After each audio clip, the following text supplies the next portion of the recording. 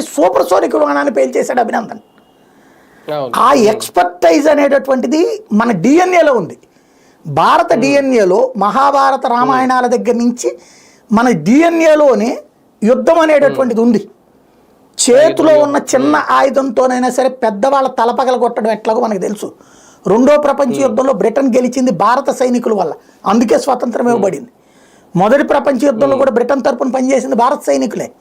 Britain బాగుపడిందంటే, రెండు యుద్ధాల్లో అది నిలబడిందంటే only because of భారత సైనికులు. బ్రిటన్ సైనికులకి అంత దమ్ము లేదు, అంత శక్తి లేదు. మనకేంటి తరతరాలుగా ఎన్నో జాతులు మన మీదకి వచ్చి దాడులు చేయటం, వాళ్ళని తట్టుకోవడం, నిలబడటం, చంపడం.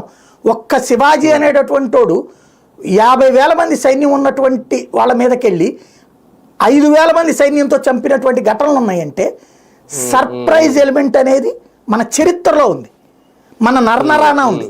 అదే ఇక్కడ పాకిస్తాన్ విషయంలో మనం చేసింది. యాక్చువల్గా చెప్పాలంటే చైనా వాడికి వచ్చేటప్పటికి 2 వెర్షన్స్ ఉన్నాయి ఇందులో. ఒకటి, వాడు పవర్ఫుల్ వెపన్స్ తన దగ్గర పెట్టుకుని బీటా వెర్షన్స్ని వీళ్ళకిస్తాడు అన్నటువంటిది ఒక ఇది ఉంది, డౌట్.